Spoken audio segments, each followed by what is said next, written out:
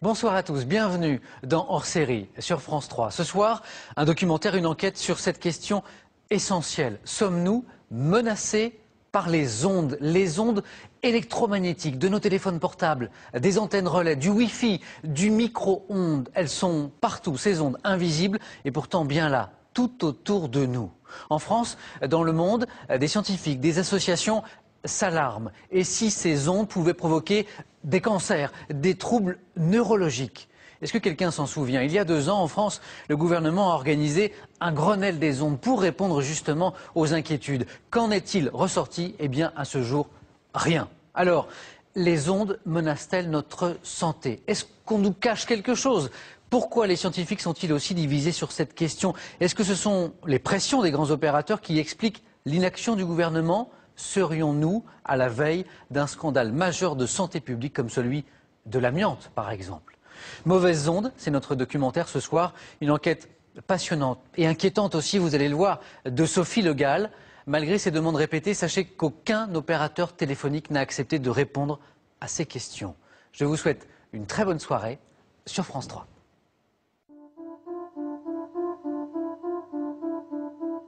Elles sont inodores, elles sont invisibles, et pourtant elles sont bien là. Ce sont les ondes électromagnétiques.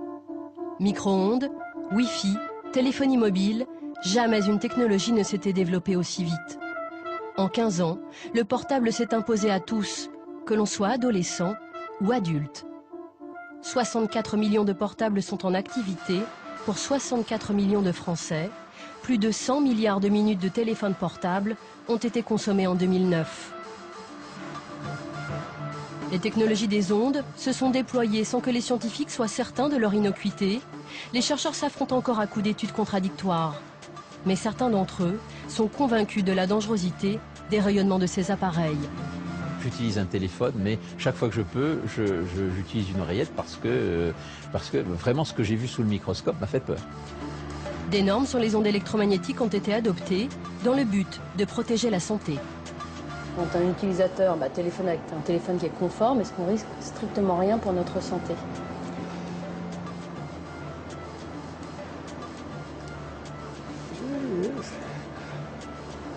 Les normes actuelles sont obsolètes. Ça veut dire qu'elles ne protègent de rien. La norme est faite pour l'industrie. Elle est faite pour protéger l'industrie et non pour protéger l'être humain. Les opérateurs ont couvert le territoire de 78 000 antennes relais, à la ville, tout comme à la campagne. Les habitants qui vivent à l'ombre de ces pylônes s'inquiètent et s'interrogent. En France, il n'existe plus d'espace sans antenne. On voit ici des débuts d'embryons, encore des débuts d'embryons. Ce qui leur faisait peur, c'était le fait d'associer un enfant malade à l'antenne relais. Désormais, les technologies sans fil sont partout. Nous vivons dans un monde d'ondes. Le monde entier est infesté par ces ondes. Vous en avez absolument partout et il n'y a aucune possibilité de revenir en arrière. Nous sommes tous les cobayes de la plus grande et de la pire expérimentation.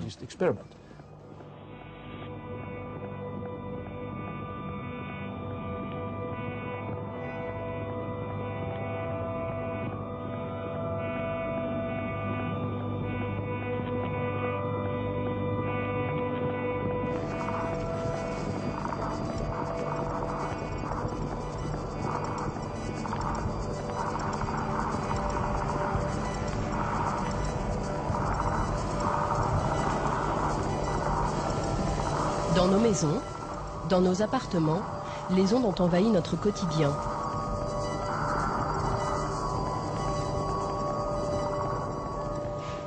Éric Damas est ingénieur au CRIREM, un laboratoire indépendant spécialisé sur le champ électromagnétique.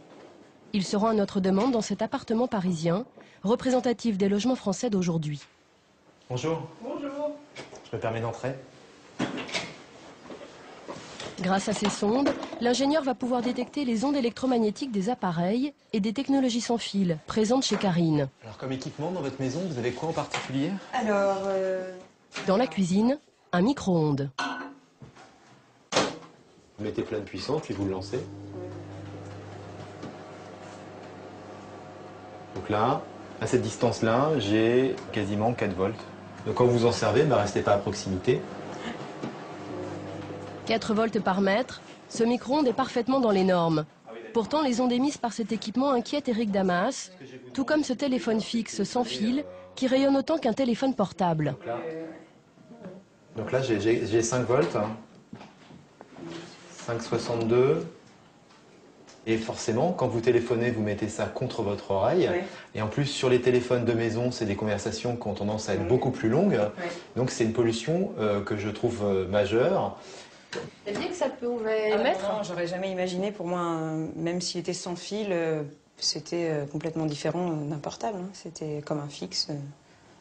Donc oui, non, j'aurais jamais pensé ça. Eric Damas a repéré d'autres sources de pollution à proximité du tapis de jeu. En bas, on voit un petit carré noir qui fait fonctionner le téléphone sans fil de maison. Près de cette antenne qui sert pour le téléphone sans fil, là, j'ai 3 volts 5. Presque, voilà, je suis passé à 4 volts 5. Et puis là, sur l'antenne Wi-Fi, j'arrive à du 3 volts. Le Wi-Fi est la base du téléphone sans fil et mettre dans les normes, mais l'ingénieur a tout de même une réserve. Alors, Là, on est encore dans une zone beaucoup trop proche de ces ondes. Par rapport à ça, moi j'appliquerais le principe de précaution. C'est un public très très sensible. Donc le mieux quand on voit ça, c'est les préserver, quoi. Dans le doute, moi je pense qu'il faut mieux s'abstenir. Et ces technologies-là, si vous en avez besoin, au moins les écarter le plus possible.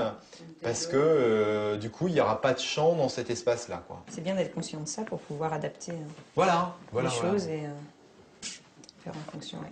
Oui, c'est des choses auxquelles vous n'aviez pas fait attention quand vous aviez installé votre appartement. Non, déjà parce qu'on n'a pas forcément beaucoup de choix pour disposer les choses. Et puis parce que non, j'étais pas du tout consciente de ces choses-là, hein, c'est sûr. Alors j'ai remarqué dans votre appartement, parce que vous avez des jeunes enfants, que vous avez un babyphone. Oui.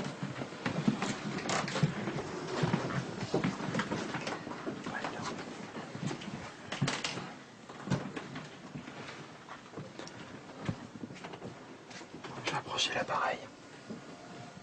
Sur l'appareil, on a une valeur de 4 volts. C'est un émetteur donc assez puissant, on a quand même 4 volts par mètre à côté. C'est un public très jeune, excessivement jeune. Donc, par rapport à ça, par rapport à ce type de champ, c'est vrai que c'est peut-être pas une technologie très adaptée, quoi. Est-ce que là, par exemple, dans le berceau, vous trouvez combien? Donc si je me mets là, au niveau de ses pieds, j'ai quasiment 2 volts, 2 volts là. Comme la plupart des Français, Karine et sa famille ignorent tout des ondes qui les entourent. L'industrie a généré ce brouillard électromagnétique sans pour autant en informer le consommateur, et cette méconnaissance lui a permis de prospérer au-delà de ses espérances.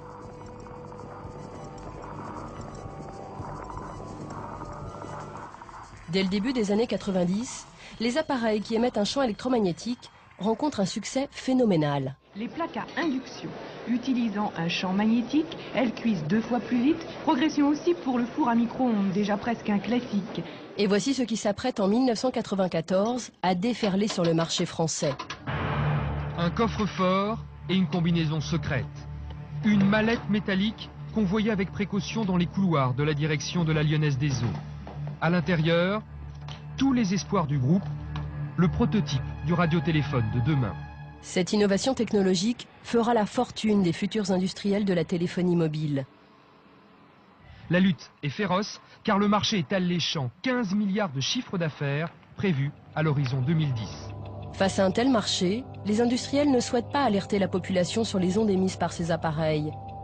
Les entreprises des ondes sont regroupées dans une fédération, la FI2E. Ils anticipent avant même l'explosion du téléphone portable les éventuels problèmes de santé publique à venir. Le 14 octobre 1994, la FI2E organise une réunion stratégique dans ce bâtiment. Étienne Sandrier préside l'association des Robins des Toits. Il lutte contre le danger des ondes électromagnétiques. C'est lui qui a révélé cette réunion à la FI2E en se procurant ce compte-rendu. Donc le but du jeu, c'est de lancer la technologie et d'éviter qu'il y ait trop d'alertes sur le plan sanitaire. Voilà, ici on voit bien l'objectif. Aux rumeurs, dommageables sur le plan commercial, doit être opposée une information destinée à sensibiliser le consommateur et montrer que ces REM, donc rayonnement électromagnétique, n'ont pas d'effet nocif. Ça, c'est le discours à faire passer. Mais quelques pages plus tard, les propos sont beaucoup moins rassurants. C'est ici. Le cancer est une infection multifacteur. Il est impossible d'isoler le seul effet des REM, pour rayonnement électromagnétique. Donc c'est quand même une façon de reconnaître que potentiellement c'est tout à fait cancérigène. Et qu'il n'y aura pas de preuves, quoi. Voilà, il faudra organiser le ralentissement de la connaissance scientifique. Ce qui compte, c'est de lancer la technologie et de faire du profit, et tant pis pour la santé publique. Une opération de lobbying est alors organisée.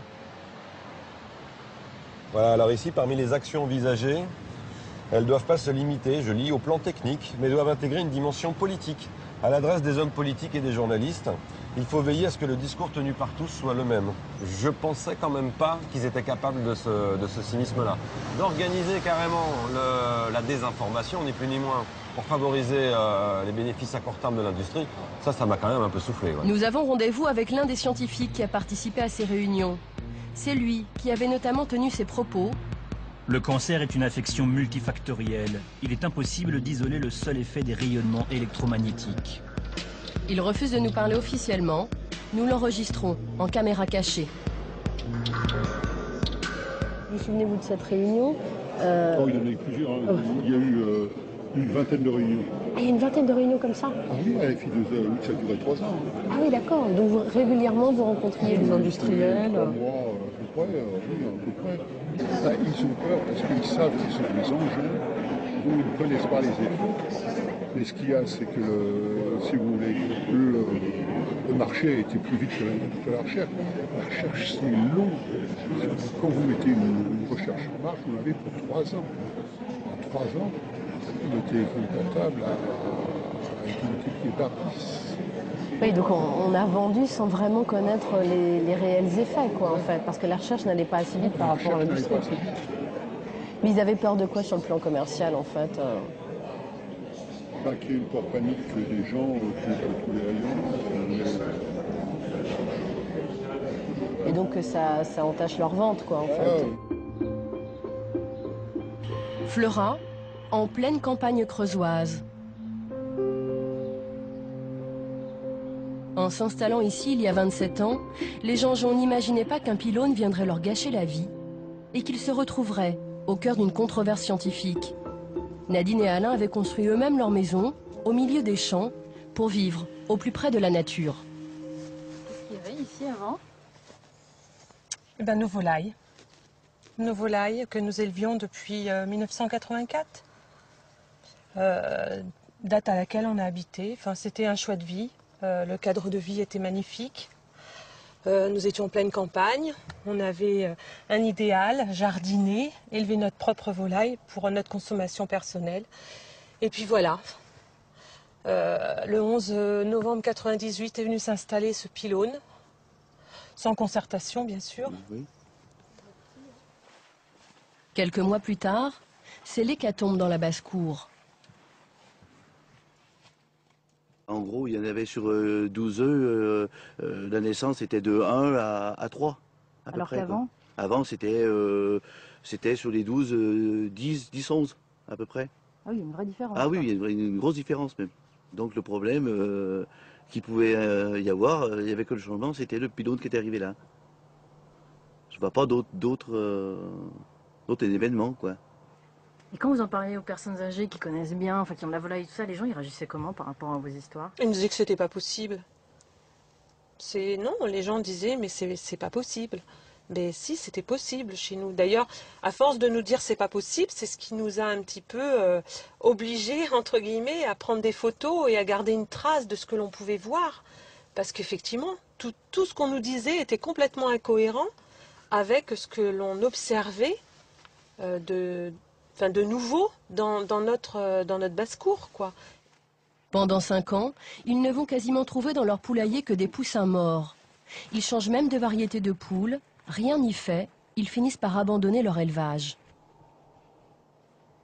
Ce qui reste de cette époque, ce sont ces photos. Voilà, l'étalage de poussins morts à différents stades de maturité, vous voyez. Alors, vous n'avez jamais vu ça, vous? Ah non, jamais. Non. Nadine Janjon veut comprendre ce qui leur arrive. Elle tente d'alerter les hommes politiques et se rend même en 2002 au Sénat. Un colloque qui est organisé à destination des sénateurs pour les informer, mais surtout les rassurer sur les ondes électromagnétiques. Car de plus en plus de riverains s'inquiètent des antennes relais. Mesdames, Messieurs, je vous remercie d'avoir été aussi nombreux présents aujourd'hui. Ça suppose donc qu'il y a sans doute quelques petits problèmes. En tous les cas en France, mais aussi dans d'autres pays européens et aux États-Unis, les inquiétudes du public se cristallisent autour des antennes relais. Nadine Janjon prend la parole. Madame.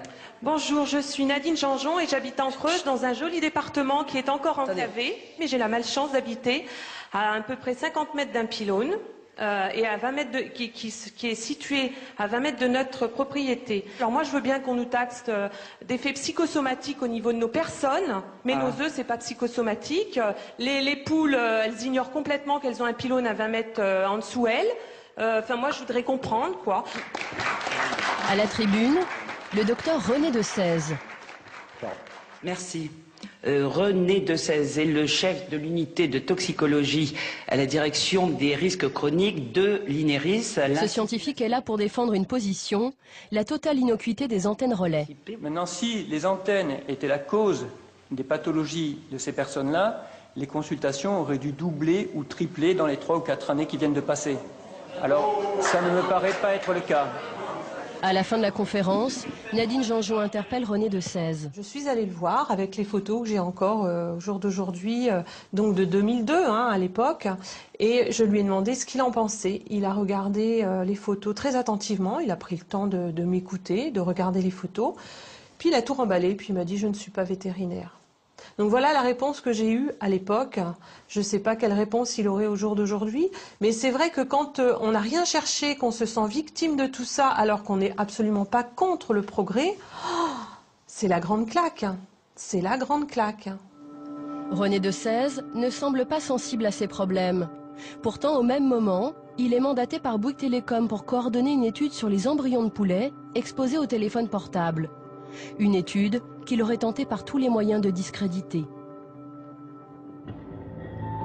Cette étude, c'est le professeur Madeleine Bastide qui la lance la première à la fin des années 90.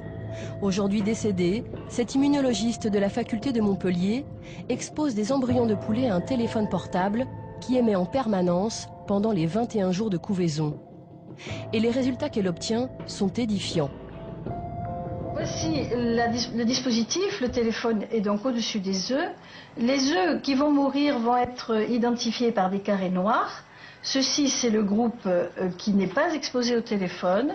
Ici, vous voyez que les petits carrés noirs sont principalement dans la zone de l'antenne et correspondent aux embryons qui sont morts après exposition au téléphone. Donc ce que ça prouve concrètement, c'est qu'il y a bien un effet sur l'organisme vivant du téléphone. Absolument. Il faut certainement dire que les embryons de poulet sont particulièrement sensibles, que nous sommes dans une situation vraiment intense d'utilisation du téléphone, mais il y a bien un effet biologique qui va jusqu'à la mort des embryons. L'étude fait scandale. C'est la première fois en France qu'un scientifique montre la dangerosité des ondes émises par le téléphone portable. À la suite de cette découverte, Madeleine Bastide aurait subi des pressions. La chercheuse se confie alors à une autre collègue scientifique. Celle-ci préfère aujourd'hui parler anonymement de ces menaces qui l'avaient choquée. Il faut s'énerver les fabricants de téléphone. Faut-il faire ça, faites chaud le monde, l'économie n'est pas comme vous pensez, c'est pas la réalité, machin, faut y aller dans la vraie vie. Ça avait pu prendre quelle forme, par exemple? Moi, j'ai pas remis reste de mort, voilà. Mais qu'elle avait reçu par téléphone, non? Par téléphone, par courrier, des choses comme ça. Ah, elle recevait aussi du courrier, oui. Nadine Janjon, de son côté, décide de s'adresser à Madeleine Bastide. J'entre en contact avec elle directement par téléphone. J'ai trouvé une dame charmante qui a été très attentive qui, elle, en tout cas, n'était pas indifférente à notre cause, et m'a dit, en fait, j'ai l'impression que vous êtes en train de reproduire avec des antennes ce que moi je fais avec un téléphone. Les deux femmes entretiennent une correspondance. Dans ses lettres, la scientifique explique qu'elle a le sentiment d'être sur écoute. Elle marque que pour tout résultat ou information, il est préférable que nous communiquions par courrier, plus lent, mais beaucoup plus discret pour les longues oreilles qui doivent scruter nos emails et téléphones. Très souvent, elle disait qu'il fallait mieux s'écrire par voie postale que de s'écrire par email ou de se dire les choses réellement par téléphone. Alors c'est vrai que ça paraît surprenant quand on est des gens comme nous qui étions préoccupés par une situation qui nous dépassait. Mais oui, je pense qu'elle se sentait épiée quelque part, quoi, parce qu'elle dérangeait. Malgré tout, la chercheuse ne perd pas espoir et signe. Ne jamais oublier que c'est David qui a gagné contre le monstre Goliath. Mais les intimidations se poursuivent. Un membre de la famille de Madeleine Bastide est alors le témoin d'un coup de fil anonyme que la chercheuse reçoit à son domicile. Ce proche, nous l'avons rencontré, mais il n'a pas souhaité témoigner officiellement sur cet appel qui les avait tant inquiétés. On a eu l'impression d'être sur écoute parce que quelqu'un lui a téléphoné de façon anonyme en lui faisant écouter une bande. Et cette bande, c'était la reproduction d'une conversation dans son propre bureau à la faculté. Et c'était sa voix qu'elle entendait en fait. C'était sa voix, absolument. Ah oui. Donc ça veut dire qu'il y avait des micros qui avaient été placés dans le bureau, ça avait été persuadé. Alors je suppose que c'est pour l'impressionner, pour qu'elle arrête ses travaux. Elle n'a jamais su qui était à l'origine de ça en fait. Non. Elle a cherché à savoir, mais c'est impossible. Parallèlement, l'opérateur Bouygues Telecom approche Madeleine Bastide pour répliquer ses travaux, c'est-à-dire refaire l'expérimentation et voir si les scientifiques arrivent au même résultat. Ils choisissent Florence Batelier, alors chercheuse à l'INRA, pour mener la réplication. J'ai été contactée par René Decèze, qui avait été lui-même nommé par la société Bouygues Telecom pour constituer un groupe afin de répliquer les travaux de Madeleine Bastide. René Decèze, le scientifique qui disait ne pas être vétérinaire, est donc choisi par Bouygues Telecom pour diriger cette nouvelle étude sur les œufs de poulet. Donc là, on va dans la salle micro pour mirer les œufs dans le noir. Florence Batelier n'est plus chercheuse à l'INRA. Elle revient pour nous dans son ancien laboratoire avec son assistante. Ce sont ce type d'œufs qu'elles avaient exposés au téléphone portable pour reproduire exactement l'étude de Madeleine Bastide. Et elles arrivent à la même conclusion. Au cours des réplications qu'on a faites, quand on regroupe tous les résultats, on a une différence significative entre le lot, donc dans la même pièce, entre le lot qui a été exposé au téléphone et celui qui n'a pas été exposé au téléphone. Donc la mortalité embryonnaire est plus forte dans le lot exposé au téléphone. D'accord, donc en fait vous retrouvez à peu près les mêmes résultats que Madeleine Bastide. Voilà, on n'a pas les mêmes chiffres, mais ce qui est important, c'est qu'on a confirmé la tendance à observer une différence de mortalité entre les deux lots. Donc ce qu'on voit, c'est effectivement l'effet du téléphone portable néfaste sur le vivant. Sur un organisme vivant, tout à fait. Ces résultats vont mettre 6 ans à sortir. Ils ne seront publiés qu'en 2008, sans publicité dans la communauté scientifique. René Decèze, le coordinateur de l'étude choisie par Bouygues Telecom, ne semble pas satisfait des résultats de Florence Batelier, qui montrent l'effet néfaste du portable. On n'arrivait pas à se mettre d'accord sur un consensus. Bouygues Telecom voulait qu'on leur rende une feuille format A4 signée de tous les collaborateurs et on n'arrivait pas à le faire. C'est-à-dire que vous aviez du mal à vous mettre d'accord avec René Decèze, en fait? On n'arrivait pas à être... Ouais, enfin, on n'arrivait pas à trouver un consensus pour résumer les résultats comme ce que je viens de vous lire, quoi. Le téléphone portable a 2 effets. Il augmente légèrement la température ambiante et il émet des ondes électromagnétiques. Pour René Decèze, seul l'effet thermique, c'est-à-dire la chaleur dégagée par le téléphone portable, impacte sur la santé des embryons de poulet. Selon Florence Batelier, ce sont les ondes qui sont à l'origine de cette surmortalité. On a quand même la connaissance, et il y a des références bibliographiques citées dans l'article, d'une assez bonne tolérance des embryons de poulet à des variations de température telles que celles qu'ils ont pu connaître au cours de ce travail. C'est-à-dire que lui, il pensait que la mortalité, la surreprésentation de la mortalité des embryons était liée à l'effet thermique et pas aux ondes, en fait. Voilà. Et ça, vous n'étiez pas d'accord avec cette conclusion-là. Voilà. Ça vous étonne qu'il n'ait pas du tout soutenu cette étude? Enfin, je n'ai pas grand-chose à commenter là-dessus. Hein.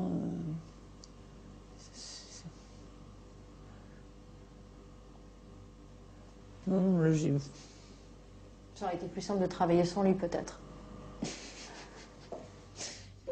Pour le proche de Madeleine Bastide, qui avait suivi le déroulé de l'étude financée par Bouygues Telecom, René de Sèze aurait tout fait pour ralentir l'expérimentation de Florence Batelier. De Sèze a tout fait pour freiner des cas de fer. C'est-à-dire? Il a contesté certains protocoles de l'expérimentation en disant oui, mais la chambre d'incubation n'est pas comme ceci, n'est pas comme cela, ou la bonne température, c'est pas la bonne température. Enfin, il a cherché par tous les moyens de freiner. Parce qu'il voyait quand même que, en gros, ça se confirmait. Donc il cherchait par tous les moyens à démontrer qu'en fait, ça se confirmait, mais les règles étaient faussées au départ. C'est une certitude qu'il a cherché à taquiner le système. Qui est ce scientifique choisi par Bouygues Telecom? René de Sèze est un habitué des colloques. En France, il est l'un des chercheurs les plus en pointe sur les ondes électromagnétiques. Devant un parterre de scientifiques et de cadres de la téléphonie mobile, il expose une étude qu'il vient de mener sur l'une des dernières innovations de l'armée. Les micro-ondes de forte puissance qui pourraient servir à immobiliser des manifestants récalcitrants. Qui pourraient éventuellement être utilisés pour la neutralisation de foules en mouvement, pour les intimider. Alors forcément, lorsque nous interviewons René de Sèze sur la dangerosité du téléphone portable, c'est avec détachement qu'il répond à la question. Pour vous, aujourd'hui, le téléphone ne présente aucun problème pour la santé des gens? Non, je continue à utiliser mon téléphone, mais je n'ai pas d'inquiétude. Et depuis l'étude Interphone, j'ai sorti le kit oreillette de sa boîte et je l'ai promené un petit peu dans ma poche, donc je considère la possibilité de l'utiliser. Et vous ne l'utilisez pas? Non, pas vraiment. René de Sèze évolue dans l'univers de la téléphonie mobile depuis 19 ans. Il connaît tous les représentants des opérateurs, au point parfois de se donner des coups de main. C'est le cas aujourd'hui avec ce salarié de Bouygues Telecom qui l'aide à mettre en place une nouvelle expérimentation. Si on peut t'inviter une demi-journée pour venir voir le système et puis donner un avis. Et vous pouvez être amené en fait à travailler ensemble sur... Je vais vous donner un exemple. Quand on a commencé ce travail, on a demandé à s'ils pouvaient nous prêter des antennes pour faire des essais, pour mettre au point, des choses comme ça. Et puis ils ont des capacités de calcul aussi qu'on n'a pas, donc le calcul... Entre le chercheur et l'opérateur, tout se fait de manière très informelle. Ah oui, donc vous avez été associé... bon... Je pas formellement, c'est-à-dire que c'est pas intégré dans un projet où il y a une participation comme ci, comme ça, mais il y a un coup de main. D'accord, oui, c'est pas une participation financière claire. Chercher les compétences, oui. Comment travaille ce chercheur? Quels sont ses liens avec l'industrie de la téléphonie mobile? C'est à l'INERIS, dans son laboratoire, qu'il a accepté de nous recevoir. Je voulais vous montrer une étude. Est-ce que vous la connaissez, cette étude? Absolument, oui. J'ai participé donc à ce travail. En fait, nous l'interrogeons sur le rôle qu'il a joué dans l'étude de Florence Batelier, financée par Bouygues Telecom. Oui. Parce qu'il y a eu une première étude faite par une chercheuse, Madeleine Bastide, qui montre une surmortalité embryonnaire des embryons de poulet exposés au téléphone portable. Cette étude a été un peu décriée, donc une réplication est organisée, c'est celle-ci, et elle montre la même chose. Non, pas vraiment. Nous, on a interviewé Florence Batelier, elle dit, voilà, je trouve les mêmes effets que Madame Bastide et je trouve les mêmes résultats. C'est un point de vue, on est d'accord. Mais c'est la personne qui dirige l'étude quand même. Oui, tout à fait. Mais vous étiez plutôt en désaccord avec ces conclusions, en fait. Tout à fait, je ne suis pas... Je pense que l'explication de la mortalité n'est pas complètement traduite par cet article. C'est-à-dire?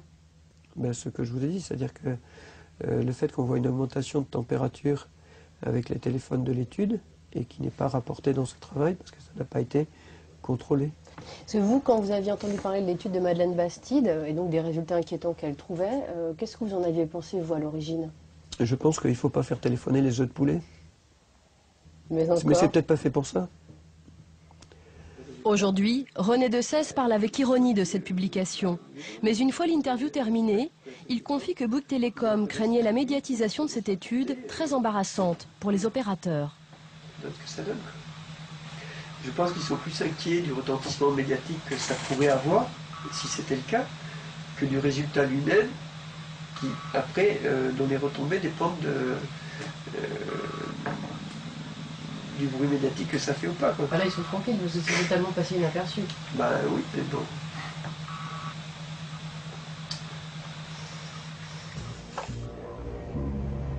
L'étude de Florence Batelier ayant mis 6 ans à sortir, les médias s'en sont totalement désintéressés.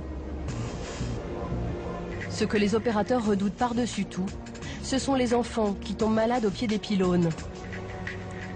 Longues et Jumelles, dans le Maine-et-Loire. En 1997, Jean-Christophe Rétoré a lui aussi vu poindre du jour au lendemain, et sans concertation, un pylône au bout de son jardin. Donc il y avait une antenne relais de 46 mètres de haut qui était implantée juste derrière la piscine, là, qui était à peu près à une petite dizaine de mètres de la palissade, là, de la haie. Là. L'installation de ces antennes relais marque pour Jean-Christophe Rétoré le début du cauchemar. Cela commence par sa volaille, lui aussi en élevait, et jusque-là, avec un très bon rendement. C'est-à-dire j'avais à peu près 80% de taux de réussite et 20% de mortalité. Et on va dire qu'une fois que l'antenne a été mise en place, j'ai eu le phénomène inverse. 20% de réussite et 80% de mortalité, quoi, à peu près. Mais l'histoire ne s'arrête pas là. Quelques mois après la mise en service des antennes relais, sa petite fille Lucie, de 2 ans, tombe malade. Elle a une leucémie. Avec sa femme, il garde un souvenir douloureux de cette époque. Le dossier de... Oui, sur l'antenne. Sur l'antenne. Mauvaise période, ça. On peut les regarder aujourd'hui, mais pendant un moment, on avait du mal un peu à les regarder, quoi. Il commence à s'interroger sur les causes de la maladie de Lucie. On avait quand même eu beaucoup de choses qui étaient assez bizarres dans les mêmes moments. C'est-à-dire, pour avoir notre première fille, on n'avait eu aucun souci.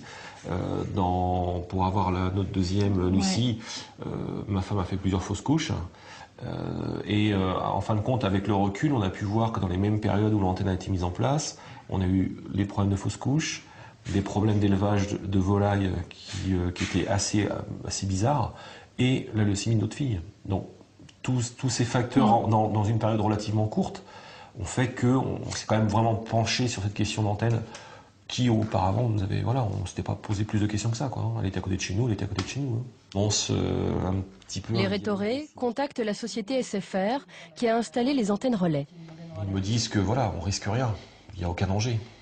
Il n'y a aucun souci, que si elle est malade, c'est pour une autre raison, mais que effectivement le facteur déclenchant que moi je leur propose, c'est pas ça. Qu'est-ce que vous leur répondez, vous, à ça? Eh ben moi je leur dis tout simplement, je veux bien vous croire, j'y connais rien, je suis pas un scientifique, je suis monsieur tout le monde, et à partir de là, je veux bien vous croire, mais apportez-moi la preuve que mes enfants ne risquent rien à proximité de l'antenne. Apportez-moi la preuve, ça veut dire que vous demandiez quoi en fait? Moi je demandais qu'ils me fassent un courrier écrit, en me disant, voilà, vous êtes à proximité d'une antenne relais, on vous certifie que vous ne risquez rien. Et alors, ce courrier? Et alors, ce courrier, j'ai jamais eu. Jean-Christophe Rétoré et son épouse continuent de se battre. SFR les convoque alors en septembre 2001 dans ses locaux pour leur faire une proposition. Quand on arrive là-bas, en fin de compte, ils nous annoncent qu'il nous faut une proposition de rachat de notre maison. Donc on est un petit peu abasourdi par rapport à ça. Et en même temps, ils nous présentent un courrier qui est ici, mais qui est un courrier qui est déjà préparé, qu'on doit recopier, dans lequel il est stipulé que, en fin de compte, on s'engage à vendre notre maison. Et en contrepartie, on s'engage aussi à ne plus communiquer avec les médias concernant ce dossier. Voilà, c'était un petit peu le deal un petit peu de ce courrier. Donc on est un petit peu abasourdi parce qu'on n'y allait pas du tout pour ça. Et une décision, il nous demande de prendre une décision relativement rapidement par rapport à ça. Donc vous l'écrivez sur place en fait. Donc sur place, en fin de compte, on recopie exactement ce qui est déjà en modèle, quoi. On a un modèle pour faire ce courrier, quoi. Et donc on recopie ligne à ligne, mot à mot, tout ce courrier, quoi. Donc c'est marqué, c'est pourquoi mon épouse et moi-même avons pris la décision de déménager de Longueuil-Jumelles. Nous tenons à vous préciser que si notre proposition est acceptée rapidement, nous nous abstiendrons de participer à l'avenir à tout débat et à toute communication sur les antennes de téléphonie mobile, car l'essentiel pour nous est de retrouver au plus vite la sérénité dans notre vie familiale. Voilà. Ce qui leur faisait peur, c'était le fait d'associer une enfant malade à l'antenne relais. Donc là, pour nous, ça nous a paru très clairement, très rapidement, qu'en fin de compte, ce qu'ils voulaient pas être associé, ils voulaient pas être associé à la maladie d'un enfant. Finalement, le rachat de la maison ne se fera pas. Les employés de SFR expliqueront au Rétoré que la direction à Paris a fait machine arrière. En contrepartie, SFR démonte l'antenne. Le pylône de 46 mètres tombe en 2003. Jean-Christophe Rétoré filme leur victoire et sa petite fille Lucie.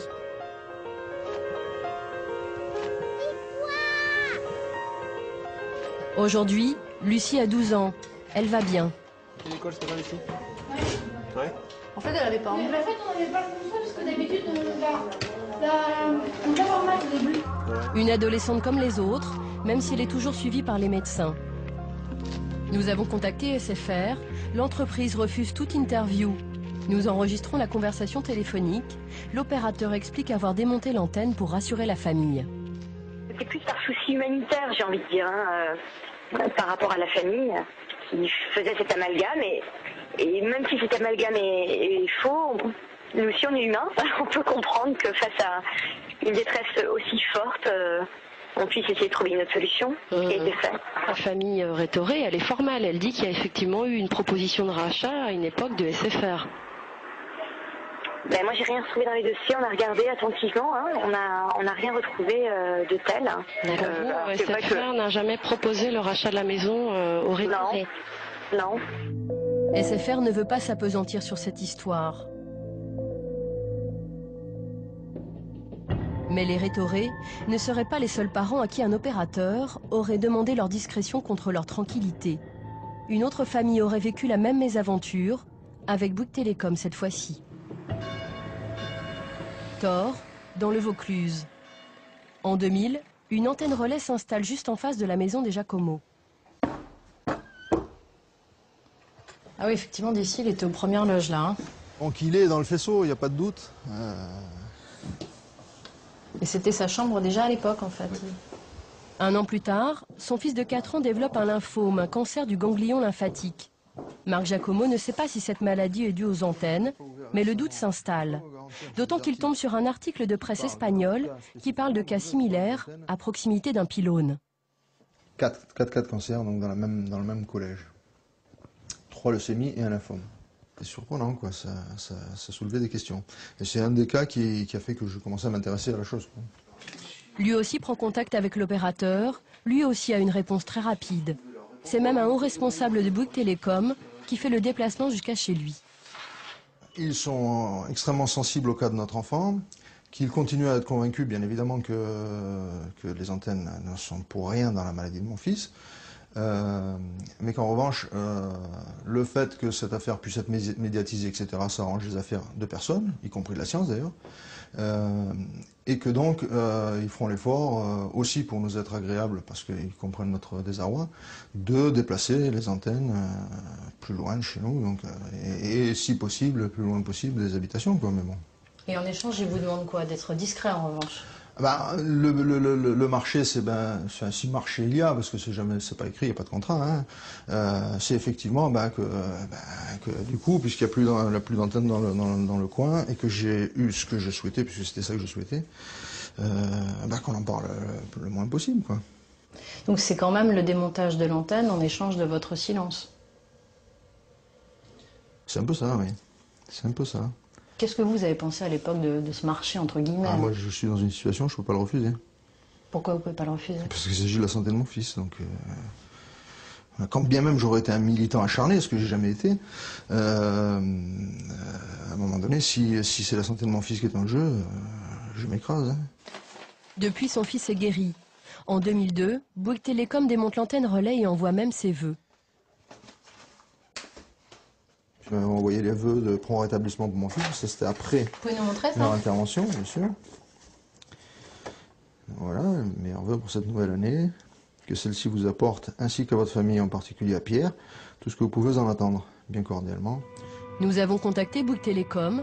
Le haut responsable qui s'était rendu chez les Giacomo est depuis parti à la retraite. L'opérateur dit ne plus avoir de traces de ce dossier et refuse donc d'en parler. Mais cette année-là, un peu partout en France, des riverains d'antennes relais s'alarment. La colère gronde, l'État se doit de légiférer. Résultat, ce sont des normes peu contraignantes qui vont être adoptées quelques mois plus tard, et cela en toute discrétion. Le décret qui réglemente les antennes relais, le voici. Les antennes de téléphonie mobile peuvent émettre en fonction des gammes de fréquences entre 41 volts et 61 volts par mètre. Des valeurs très importantes comparées à d'autres pays européens qui à ce moment-là ont déjà adopté des normes d'exposition dans les lieux de vie 10 fois moins élevées. Luxembourg, 4 volts par mètre. Suisse, entre 4 et 6 volts par mètre. Italie, 6 volts par mètre. La liste des ministres français à avoir signé ce décret est longue. Le Premier ministre, les ministres de l'Industrie, de l'Économie, de l'Emploi, de l'Intérieur, de la Défense, des Transports, de la Culture ou encore de la Santé. Un seul d'entre eux manque à l'appel, et pas des moindres, le ministre de l'Environnement. Pourquoi Yves Cochet, aujourd'hui député vert, n'a-t-il pas à l'époque signé? C'est le fameux décret. Le fameux décret. Qui réglemente les normes sur les antennes relais. Oui. Et là où je suis un petit peu étonnée, c'est que votre nom n'y figure pas, alors qu'il y a de nombreux noms de ministres. Est-ce que vous pouvez nous expliquer pourquoi à l'époque vous ne l'avez pas signé? Oui, en effet. Eh bien, comme il est indiqué, si je me souviens bien, ce décret... C'est marqué fait à Paris le 3 mai 2002. Retenez bien cette date parce que on se souvient du 21 avril 2002. Il est 20h, c'est un coup de tonnerre. Les militants socialistes apprennent que Lionel Jospin, leur Premier ministre, est éliminé dès le premier tour de l'élection présidentielle. J'assume pleinement la responsabilité de cet échec et j'en tire les conclusions en me retirant de la vie politique après la fin de l'élection présidentielle. Alors que dans les ministères, tous font leur carton, le décret sur les antennes relais est signé dans la plus grande confidentialité. Entre les deux tours, c'est assez souvent que les grosses boîtes, les lobbies, disent écoutez, ça nous arrangerait quand même que la décision soit prise avant le changement de gouvernement, sinon il va falloir recommencer tout le travail. Bon, il y a une vacance du pouvoir, allons-y pour essayer d'enfoncer un coin, notamment dans la téléphonie mobile. Yves Cochet aurait alors été écarté des discussions, car le ministre de l'Environnement jugeait ces normes beaucoup trop élevées. Chacune d'entre elles soit moins puissante. L'opérateur dit non, mais on va encore se laisser emmerder par les écolos, c'est pas la peine d'insister, il le signera pas de toute façon. Faisons-le discrètement, sans lui. Et comme de toute façon c'est légal, ils l'ont fait. Pourquoi les opérateurs tiennent autant à ces seuils si hauts? Ils présentent de sérieux avantages économiques. Plus la norme est élevée, donc la dose reçue, l'intensité est élevée, et moins on a besoin de mettre d'antennes. Évidemment, moins on met d'antennes, moins les frais fixes, enfin on peut dire, les investissements sont forts, quoi. Dans le bar de ce grand hôtel, le scientifique présent en 1994 aux réunions des professionnels des ondes nous confie comment ces normes ont été élaborées. Selon lui, les industriels ont effectivement été consultés par l'État. C'est-à-dire que vous les informiez un peu de toutes les réunions préparatoires qu'il y avait sur les normes, en fait. C'est le ministère qui faisait ça. C'est le ministère qui le faisait? Ah oui, ils informaient les industriels aussi de ça. D'accord. Donc là, l'action de lobbying, c'était ça. C'était essayer d'avoir les normes les plus ajustées à l'industrie. Le mieux qui soit acceptable pour l'industrie. Et ils y sont arrivés? Mais ces normes protègent-elles notre santé?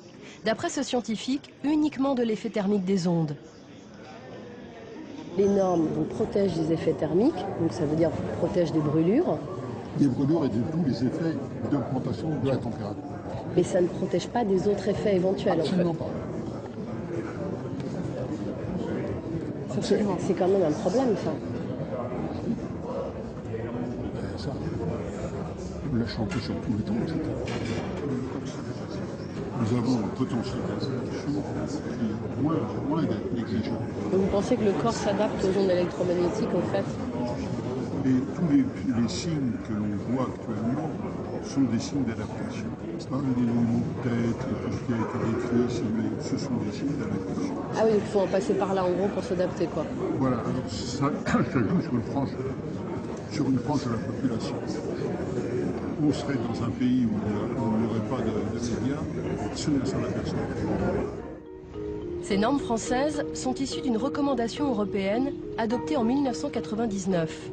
Et cette recommandation reprend textuellement les conseils d'un organisme de scientifiques appelé ICNIRP.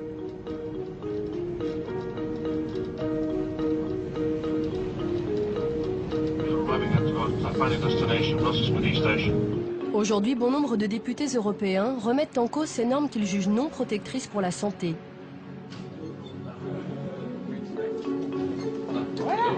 Michèle Rivasi est parlementaire européenne. Cette professeure agrégée de biologie est aussi la fondatrice du CRIREM, le laboratoire indépendant spécialisé sur les champs électromagnétiques. Elle milite pour la révision de ces normes, mais le combat s'annonce difficile. Face à la députée, les entreprises européennes de téléphonie mobile. Frédéric. Pour comprendre le poids de ce lobby, Michèle Rivasi nous fait rencontrer Frédéric Ries, député belge.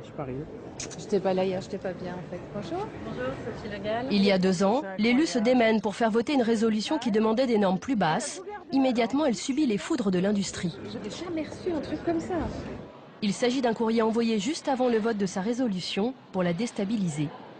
Une lettre de 2 professeurs éminents, très certainement, ingénieurs électromécaniciens à Prague, qui en 2 pages et demie donc, se sont adressés à l'ensemble des membres de la commission environnement pour démolir le rapport, la moindre de ces initiatives, le rapporteur en passant. Il disait quoi par exemple? Mais il demande ma destitution pour erreur grossière, pour profanation du crédit de l'institution qui m'emploie, qui a l'honneur de m'employer. J'ai un fou rire en le lisant. C'est très méchant, c'est franchement très méchant. Ça veut dire que votre résolution gênait? Elle gênait. Et pourtant, c'était un rapport d'initiative, donc non législatif. C'est dire à quel point ça remuait des intérêts financiers, notamment, importants. Après vérification, l'élu belge s'apercevra que les 2 chercheurs étaient proches du lobby des constructeurs de téléphones. Pour les industriels, pas question de toucher aux normes. Pour Michèle Rivasi, c'est une nécessité. Les normes actuelles sont obsolètes. Elles ne protègent de rien pour vous. Elles ne protègent de rien. Et ça ne prend en compte que les effets thermiques, c'est-à-dire l'augmentation de température. Donc ça veut dire que ces recommandations ne prennent pas en compte ce qu'on appelle les effets athermiques, vous voyez, des effets sur le système nerveux, sur par exemple les hormones, sur la barrière hémato-encéphalique, vous voyez, des effets à long terme, des effets athermiques, ça ne prend pas en compte. À l'origine de ces normes, cet organisme de scientifiques, l'ICNIRP. Les scientifiques qui y siègent revendiquent leur indépendance. D'après Michèle Rivasi, ce n'est pas toujours le cas. Quand vous voyez la commission principale, Main Commission, eh bien, vous voyez Bernard Verret. Eh bien, lui, il fait partie du conseil scientifique de Bouygues. Et puis enfin, Michael Repaccioli. Eh bien, lui, il avait été financé par les opérateurs. Donc, quelle confiance vous voulez qu'on accorde à des gens qui travaillent avec l'industrie, qui ont des liens de consanguinité avec l'industrie? Donc, quand il va falloir établir des normes, ben, ils ne vont pas du tout être contraignants vis-à-vis de l'industriel. Ils vont établir des normes qui vont permettre à l'industriel de développer sa technologie.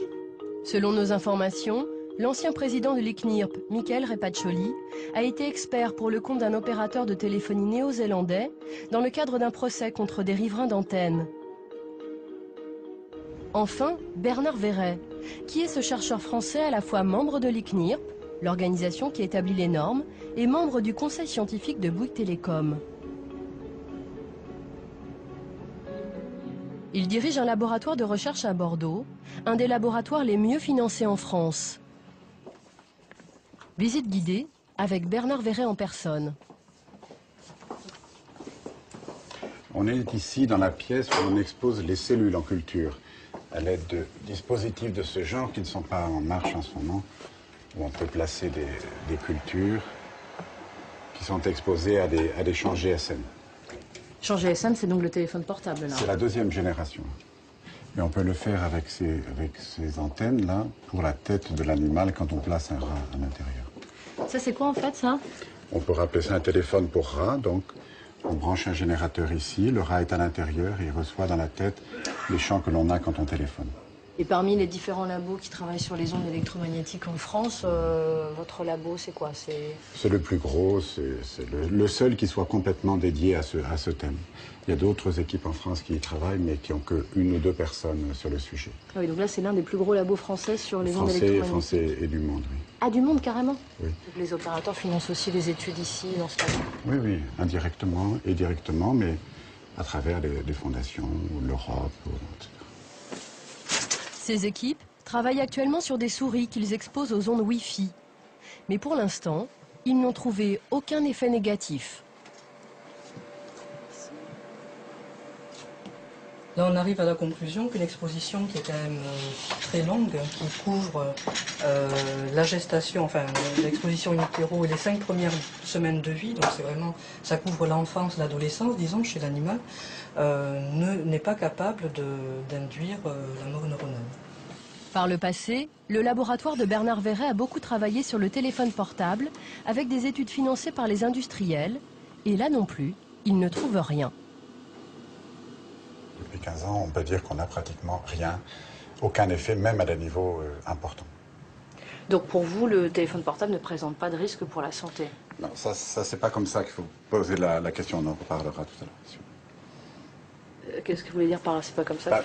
Parce qu'il y a le risque, il y a le danger, tout ça, il faut en parler tranquillement. On verra tout à l'heure. On ne peut pas dire qu'il y a un risque, en fait, c'est ça que je comprends pas bien. Non, je sais, mais c'est parce qu'il faut en parler avant que je le réexprime, on va en parler, on va s'asseoir et en parler. Manifestement, aborder la dangerosité du téléphone portable agace Bernard Verret, qui souhaite faire une mise au point. Il faut simplement préciser certaines choses pour que l'interview se passe mieux. Bernard Verret fixe ses règles. Il faut d'abord nous asseoir autour de la table pour préparer l'interview. Dans le brouhaha où on présentait donc la réunion, immédiatement vous démarrez, et alors quels sont les dangers du téléphone? Bon, je veux dire, vous faites votre boulot, mais nous, il faut qu'on le fasse le nôtre en face. Disons que les gens ont peur des antennes relais. Bon, encore une fois, ils sont libres. C'est de la paranoïa dans beaucoup de cas. Bon, nous, on leur dit, il n'y a pas d'effet en laboratoire à des niveaux bien supérieurs. Stop, arrêtons les frais. Une fois les choses mises au clair, interview officielle.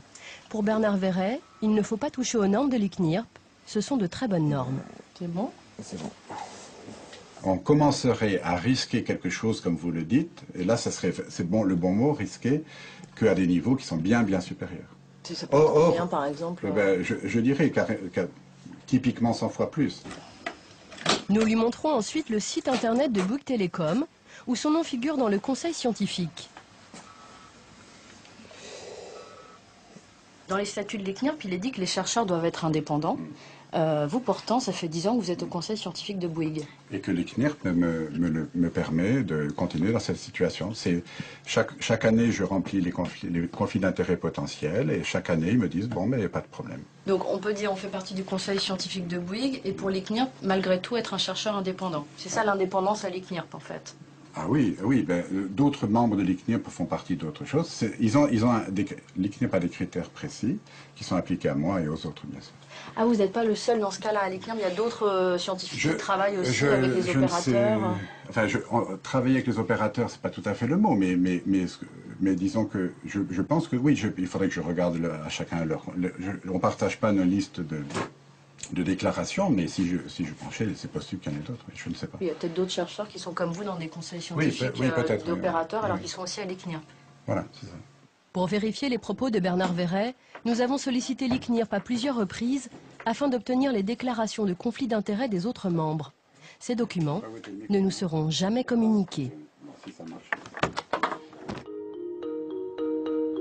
Des chercheurs proches de l'industrie qui ont élaboré les normes des antennes relais, mais aussi les normes des téléphones portables. C'est l'Agence nationale des fréquences, un organisme d'État, qui mesure le rayonnement des téléphones portables dans ce laboratoire du Mans. Le responsable technique, Emmanuel Toutain, vient de recevoir de nouveaux téléphones portables. Ils ont été saisis en magasin pour vérifier s'ils émettent dans les normes.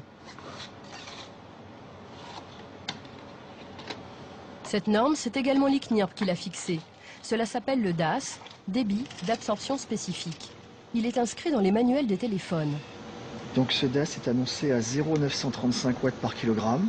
Donc nous allons mesurer le DAS, s'assurer qu'il est conforme à la limite en vigueur et qu'il respecte bien cette valeur annoncée. Les téléphones portables ne doivent pas émettre au-delà de 2 watts par kilo. Plus le chiffre est faible, moins le téléphone émet. Pour mesurer ce DAS, l'ingénieur colle à la tête d'un mannequin le téléphone portable qui rayonnera à sa puissance maximale. Voici le produit qui représente les tissus biologiques humains. Ici, on utilise un liquide qui simule le corps à 900 mégas. Ce liquide, en fait, est composé d'eau, de sucre, un peu de sel. Et on le mélange pour s'assurer d'avoir un liquide homogène. Emmanuel Toutain montre ensuite sur son ordinateur les rayonnements émis par le portable et mesurés par la sonde. Son discours se veut rassurant. Pas question de dire que le cerveau est exposé aux ondes électromagnétiques. Et donc tout ce qui est en jaune, c'est le rayonnement le plus fort. Le plus intense, effectivement. Donc ça va être quoi la partie du cerveau la plus touchée en fait? Alors là, en l'occurrence, on va être au niveau de la joue. Les vendeurs de téléphonie mobile informent-ils correctement le consommateur sur ce DAS? Nous nous rendons dans plusieurs enseignes en caméra cachée. Cette norme doit être affichée dans les magasins. C'est ce chiffre, inscrit en tout petit. Mais les vendeurs sont plus à l'aise pour vanter l'aspect technique des portables que pour informer sur ce DAS. Résolution de 5 millions de pixels d'ailleurs sur ce modèle-là. Faire des vidéos, écouter la musique aussi. Ça devient de plus en plus en standard. Et c'est quoi là, ça, le DAS là? Qu'est-ce que c'est ce chiffre? Un indice qui n'a pas de valeur encore aujourd'hui confirmée. C'est plutôt à l'appréciation d'un tout un chacun. Et ça c'est quoi ça? De quoi? DAS, ça veut dire quoi ça? Quand on est connecté au réseau, c'est comme le Wi-Fi, ça a des ondes, ça a une fréquence. Et donc du coup ça passe par votre corps, ça passe par votre cerveau. Il y en a qui téléphonent tout le temps de ce côté-là, donc du coup ils ont les cheveux plus longs de ce côté-là, des choses comme ça. Non, vous rigolez là. Non, c'est vrai, il paraît que quand on téléphone toujours de l'autre côté, les cheveux ils poussent plus de ce côté-là. Quoi? Bonjour. Dans les magasins indépendants, le DAS n'est même pas affiché et souvent les vendeurs n'en ont jamais entendu parler. Ouais. On m'a dit qu'il fallait prendre en compte le DAS. Quoi? Le DAS. Il n'y a pas la DAS là? Après, je l'ai trouvé sur Nokia. Ouais, et là, vous ne me demandez pas ce que ça veut dire. 0,41, boîte, kilo, je sais pas quoi. La moyenne du DAS, enfin une mauvaise moyenne, on va dire, c'est 1,8. Ah, il ne faut pas un téléphone à 1,8. Non, il ne faut pas passer un téléphone qui fasse plus de 1,5. 1,5, c'est les normes. Ah, 1,6, c'est trop. 8, c'est beaucoup trop. Mais bon, en même temps, il n'y aura pas de grand-chose. Hein. Merci à vous. Merci. Au laboratoire du Mans, Arnaud Miquel, président de l'Agence nationale des fréquences, s'est déplacé spécialement pour nous, ainsi que son attaché de presse. Elle prend en note tous nos échanges. Ils ont préparé avec soin leur intervention, comme le montre ce document interne que nous nous sommes procurés. Déterminer le message à faire passer. Anticiper les questions sur la base des informations qui circulent sur Internet, c'est la culture de base des journalistes. Mais le président de la NFR, chargé de faire respecter les normes, semble bien embarrassé lorsque nous abordons l'aspect sanitaire de ce seuil. Quand un utilisateur téléphone avec un téléphone qui est conforme, est-ce qu'on risque strictement rien pour notre santé?